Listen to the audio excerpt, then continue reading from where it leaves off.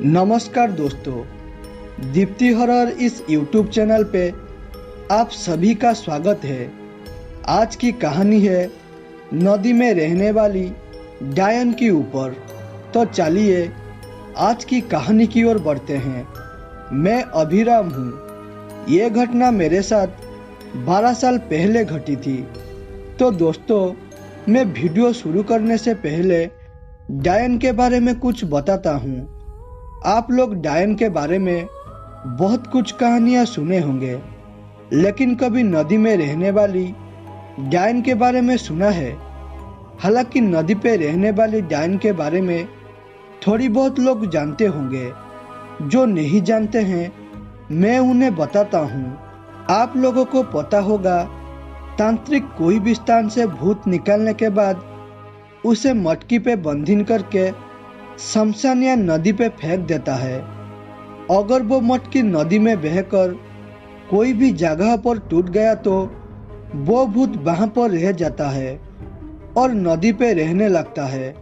उस भूत को नदी पे रहने वाले डायन बोलते हैं। उस डायन के सामना मेरे साथ हुआ था।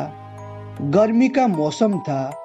इतनी जोर से गर्मी हो रहा था कि लोग फैन के सामने पर बैठने के बाद भी गर्मी कम नहीं हो रहा था। इसीलिए हमारे गांव के लोग रात 12 बजे तक खुली जगह पर बैठते थे। इसके साथ गांव में बार बार विद्युत कट हो रहा था।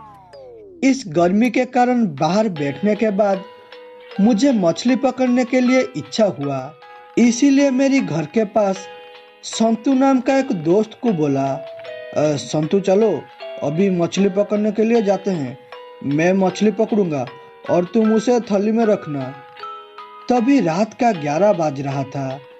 मेरी बात से संतू राजी होने के बाद मैं हाथ पे जाल और मछली रखने वाला थैली लेकर नदी के ओर जाने लगा और मेरी पीछे पीछे संतू टॉर्च दिखा रहा था। गर्मी ज्यादा होने के कारण नदी पानी कम हो गया था। इसी कारण मैं नदी के थोड़ा अंदर जा कर के मछली पकड़ने लगा। पहले पहले मैं नदी के किनारे मछली पकड़ने लगा। हालांकि नदी के किनारे मछली पड़ रहा था, लेकिन छोटा मछली था। ऐसे ही छोटा मछली देखकर संतू बोला, अरे अभिराम भैया, यहाँ सिर्फ छोटा मछली पड़ रहा है, चलो अभी बड़ा मछली पकड़ते हैं।